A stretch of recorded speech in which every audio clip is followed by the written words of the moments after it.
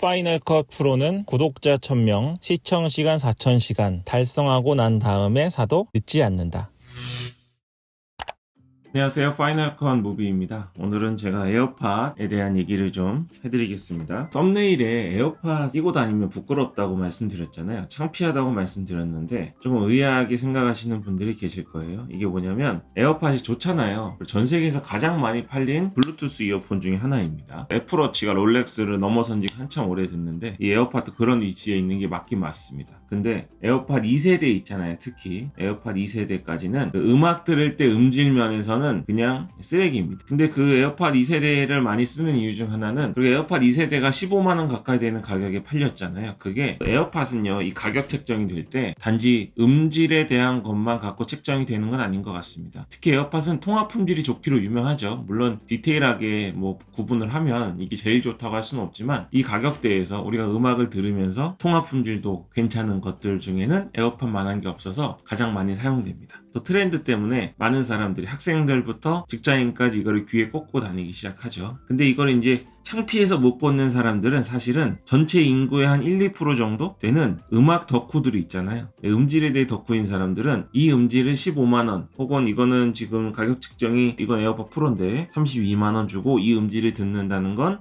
창피하다고 그들이 생각하는 겁니다. 물론 그렇다고 해서 우리가 전체 인구의 몇 프로밖에 안 되는 사람들의 눈치를 보는 건 아니지만 요번에 나온 에어팟 3세대부터는 그런 소리조차 그런 시선조차 받지 않아도 될 정도로 그 정도로 음질이 좋아졌습니다. 사실 이 에어팟의 경우는 서두에 말씀드린 것처럼 음질만을 위한 기계는 아니에요. 이게 일하는 용도로 많이 쓰십니다. 특히 이거 써보신 분은 알겠지만 애플 기기 간의 연동성이 엄청나죠. 이거를 귀에 꽂고 있는 상태에서 아이폰에서 통화를 하고 있었습니다. 통화를 끊고 아이패드에서 유튜브나 음악을 재생하면 내가 옮겨가야 되는 게 아니라 자동으로 에어팟이 아이패드로 연결되고요. 또 맥북에서 영상 작업이나 통화를 하거나 페이스타임 같은 것을 하면 자동으로 에어팟의 연결이 맥북으로 옮겨가게 됩니다. 그래서 애플 기계들을 아이폰만 쓰셨거나 아이패드만 쓰시거나 혹은 맥북만 쓰시거나 한 개만 쓰시면 모르겠지만 2개 이상 쓰시는 분들은 이 에어팟에서 절대 빠져나오지 못합니다. 그런 용도로 지금 이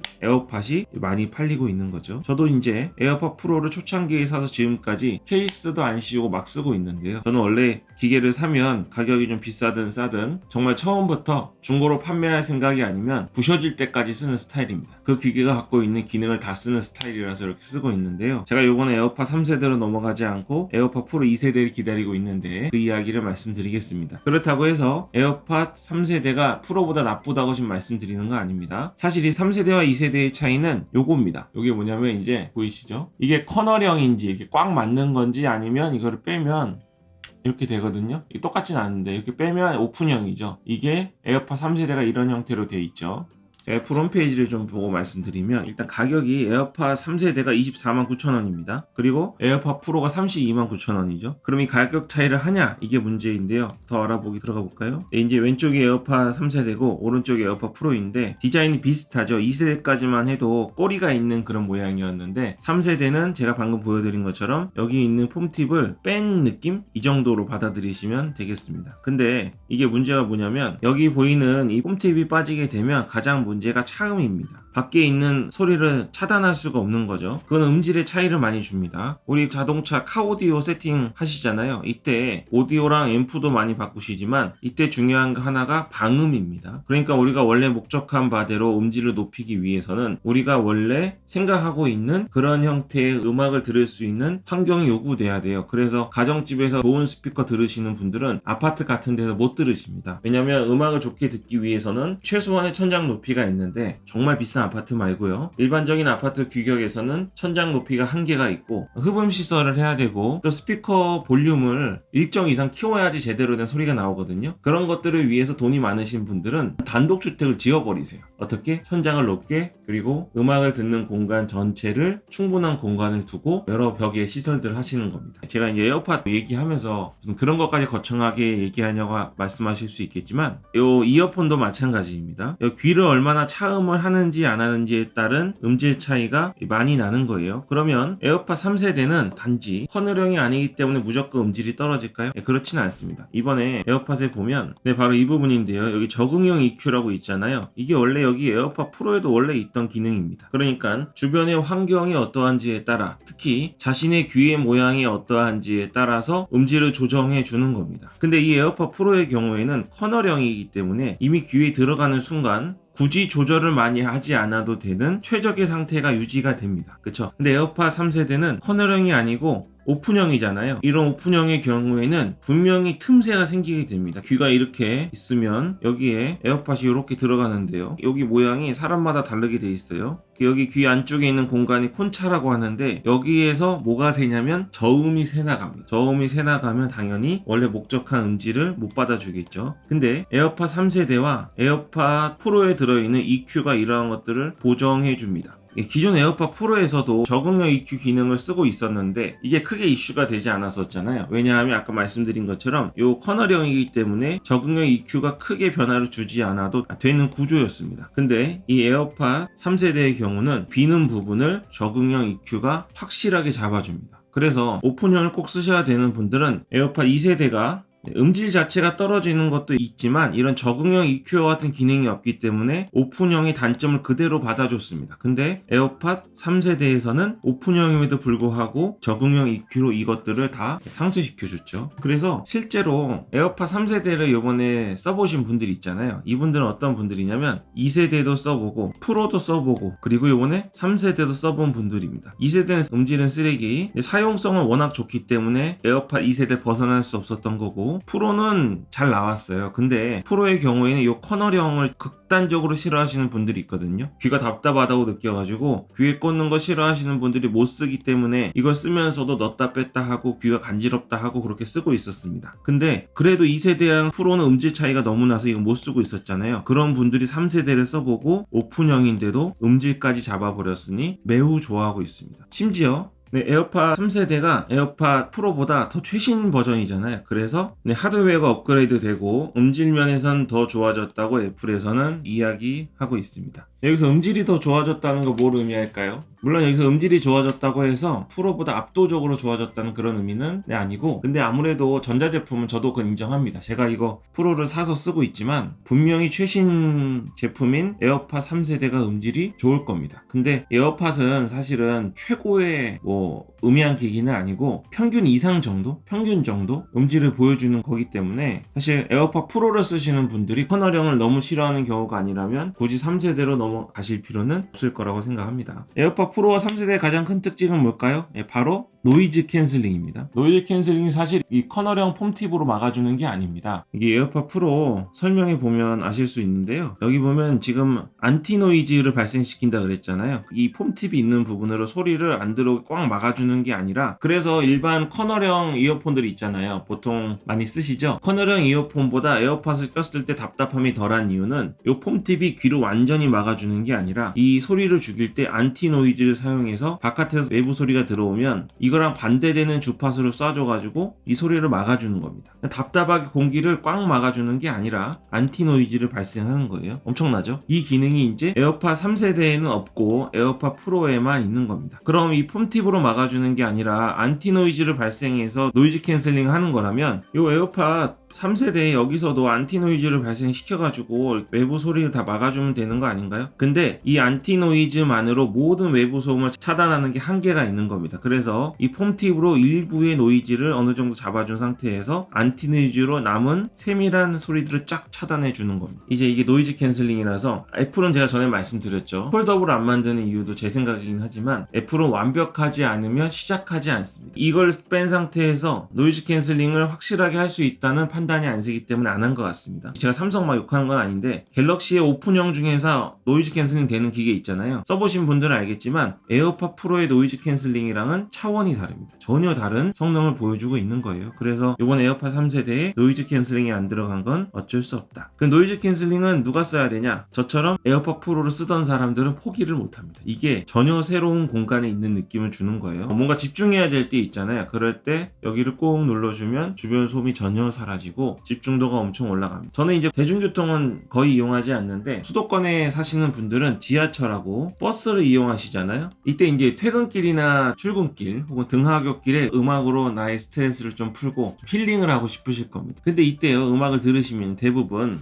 어떻게 되냐면 내가 음악 소리가 막 이렇게 나고 있고요, 밖에 소리도 들어옵니다. 그래서 예민하신 분들은 이 바깥의 소리하고요 안의 소리가 섞이는 걸 느낍니다. 이거 20 얼마죠? 에어팟 3세대가 24만원, 2세대는 15만원 정도 하는데 그 비싼 블루투스 이어폰을 쓰면서 음질이 확 떨어지게 되는 거예요. 그래서 아까도 말씀드렸지만 음질에서 가장 중요한 것 중 하나는 차음 기능입니다. 밖에서 소리를 얼마나 차단해 주는지가 중요한 거죠. 대중교통 이용하시는 분들 중에 좀 스트레스를 좀 풀고 싶다, 그리고 나는 무조건 오프정이고 커널형은 죽어도 못 쓴다, 그런 성격이 아니시라면 최고의 음질을 위해서는 바깥의 음향을 차단해 줄 수 있는 폼틱과 노이즈 캔슬링을 포함한 방식의 음악이 필요합니다. 또 한 가지가 있어요. 이 오픈형을 쓰시면 뭘 못 하시냐면 최대 볼륨을 못 들으시. 이게 음향이 0에서 100까지 있으면 최대 볼륨까지 들으시는 분 계신가요? 이 얘기 들으면 의아하실 수도 있는데 생각보다 이 100% 듣는 분들 많습니다. 특히 힙합이나 락을 들으시는 분들 중에는 고음역대와 저음역대를 굉장히 높게 드는 깔끔한 음악을 들으시는데 최고 볼륨까지 올리는 경우가 굉장히 많습니다. 근데 올리면 어떻게 될까요? 최고 100까지 올리면 소리가 밖으로 새 나가죠. 우리 옛날에 몇 년 전인지 얘기하면 제 나이가 나오니까 얘기 안 하겠지만, 새 나가면 민폐, 사람들이 자꾸 쳐다봐요. 이렇게 눈을 뜨고 자꾸 누가 나를 보는 것 같아요. 이렇게 봅니다. 신경 쓰이게. 왜 볼까요? 소리가 나오니까 시끄럽죠. 이게 어려운 거예요. 근데 이 에어팟 프로를 쓰시면 커널형을 통해서 내가 원하는 만큼 볼륨을 충분히 올려서 쓰실 수 있습니다. 이거는 꼭 에어팟뿐만 아니라 우리 헤드폰이라고 부르는 큰 거 있잖아, 이만큼 큰 거. 여기서도 이 밀폐형과 아닌 거의 차이가 그런 게 있어가지고 선택하시는 분들이 있는 겁니다. 근데 이제 우리는 뭘 사야 될까요? 일단은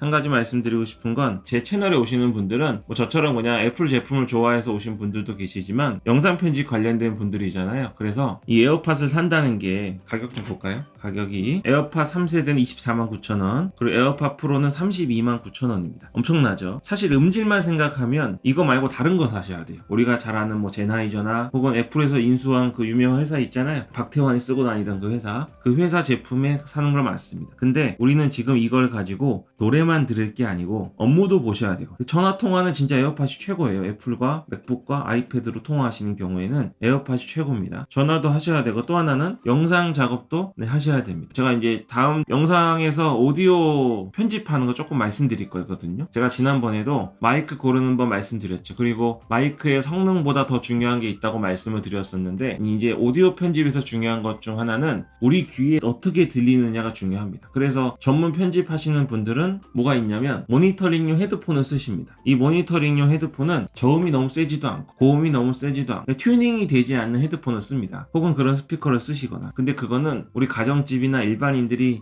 사실 돈 주고 살 수 있는 영역은 아니에요. 그건 나중에 유튜브로 수익 내신 다음에 그때 이제 몇십만 원이든 몇백만 원이든 투자해서 사시는 거고, 지금은 그렇지 않는데 내가 편집하면서 듣는 스피커, 내가 편집할 때 사용하는 이어폰이 어떤 거냐에 따라서 최종 음질이 결정이 됩니다. 만약에 내가 너무 저음이 센 이어폰이나 스피커를 쓰고 있으면 내가 편집할 때는 저음이 세서 저음을 확 내렸는데 일반 사람들은 나와 다른 스피커나 이어폰을 쓰고 있기 때문에 저음이 너무 깎여있는 중음과 고음만 높은 그런 음으로 듣게 되겠죠. 혹은 저음이 너무 약한 스피커를 내가 쓰고 있다면 왜 이렇게 소리가 저음이 약하고 가볍게 들리지? 그러면서 저음을 막 올릴 겁니다. 이쪽 영역대를 막 올릴 거예요. 그러면 다른 사람이 들을 때에는 저음이 너무 세서 멍멍한 소리로 들리게 됩니다. 그래서 우리에게는 모니터링용 헤드폰이나 스피커가 필요한데, 다시 말씀드리지만 그건 너무 비싸고, 그래서 나름 평준화된 전체적으로 일반적인 괜찮은 그런 이어폰이 필요한데, 이 에어팟 3세대 혹은 에어팟 프로가 그걸 딱 맞춰주는 겁니다. 이거는 정말 표준이에요. 이 에어팟은 정말 기본적인 소리를 내줍니다. 물론 에어팟 2세대는 다시 말씀드리지만 음질은 쓰레기, 이건 아닙니다. 에어팟 2세대 쓰시는 분들 죄송한데 이거 나온 지 오래됐잖아요. 이미 오래 쓰셨으니까 지금은 그렇게 받아들이시고 한번 바꿀 기회를 가져보세요. 물론 에어팟 3세대가 적응형 EQ가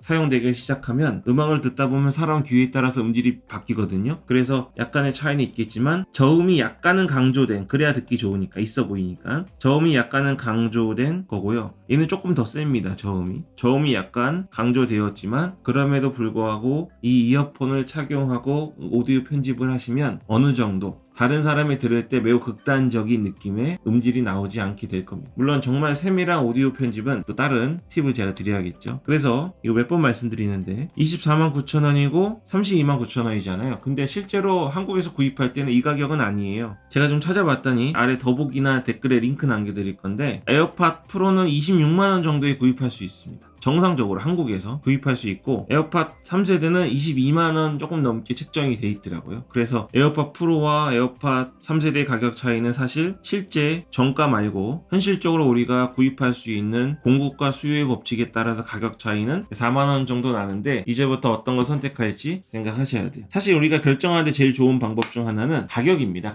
가격은 거짓말 하지 않아요. 요게 똑같은 성능이고 에어팟 3세대가 훨씬 좋다면 누가 이거 사겠습니까? 이름 때문에 사겠습니까? 아니잖아요. 에어팟 프로가 물론 노이즈 캔슬링 기능도 있지만 에어팟 프로가 갖고 있는 이 노이즈 캔슬링이 훨씬 높은 가치를 두신 분들이 있어서 이걸 사시는 분들이 있는데 사실 이제 에어팟 2세대는 제가 이거랑 비교를 할 수 없을 정도로 차이가 나지만 에어팟 3세대는 오히려 에어팟 프로보다 음질이 좋다고 느끼시는 분들이 많이 있습니다. 그래서 만약에 이렇게 결정하시면 돼요. 나는 노캔을 아예 안 쓴다. 노이즈 캔슬링을 일반적으로 안 쓰는 게 아니고 나는 아예 안 쓴다 하시는 분은 에어팟 3세대. 자주 안 써도 간혹 쓰실 일이 있으면 에어팟 프로 가셔야 됩니다. 이 노이즈 캔슬링은 절대 포기할 수 없는 기능이에요. 대중교통을 많이 이용한다. 나는 그래도 출퇴근길에 좀 스트레스 좀 풀어야 된다. 정말 나를 녹여줘야 된다. 그러면 에어팟 프로를 사셔야 됩니다. 나는 귀가 아파서 커널형은 절대 낄 수 없다. 그러면 에어팟 3세대 가셔야겠죠. 그리고 절대 이런 단어 빼더라도 오픈형을 선호하시는 분들이 있습니다. 저도 사실은 오픈형을 선호해요. 저는 오픈형을 훨씬 좋아합니다. 그래서 요거가 저희 귀에 딱 맞지 않아요. 그래서 제가 쓰면서 약간의 불편함은 있는데 제가 이거를 써야 되는 다른 이유들이 있어서 쓰는 건데요. 제가 오픈형을 훨씬 좋아하지만 노이즈 캔슬링이나 아까 말씀드린 이유들 때문에 에어팟 프로를 또 그때는 2세대밖에 없었고 2세대는 절대 쓸 수가 없으니까 어쩔 수 없이 프로를 선택한 거였는데 지금은 3세대가 나왔기 때문에 오픈형과 커널형의 선호도의 차이가 있다면 3세대를 사시면 되겠습니다. 마지막 선택지가 하나 있죠. 에어팟 프로 2세대가 나올 거잖아요. 근데 그건 언제 나올지 모르고 내년 빨라야 상반기인데 언제 나올지 모릅니다. 제 생각에는 우리 같은 또 수익을 내는 입장에서는 전자제품은 필요한 만큼 빨리 사서 사용하시는 게 가장 아끼는 거라고 생각합니다. 제가 아래다가 에어팟 3세대 지금 나오고 있는 것 중에 가장 저렴한 가격 또 에어팟 프로 거의 26만원대에 살 수 있는 가격 제가 남겨둘 테니까요. 들어가서 보시고 이번에 구매에 도움이 되셨으면 좋겠습니다. 네, 그러면 애플 얘기도 계속 같이 하시고 이거 지금 생각을 공유하는 거잖아요. 이런 거에 대한 즐거움들이 있습니다. 그래서 우리가 똑같이 좋아하는 제품에 대한 생각을 같이 공유할 수 있어서 너무 좋고요. 또 영상 편집에 대한 것들 계속 올려드릴 테니까 유튜브로 수익 내시면서 이거 사고 싶은 거 다 사시길 바라겠습니다. 네, 오늘 여기까지 하겠습니다. 파이널 건 무비였습니다.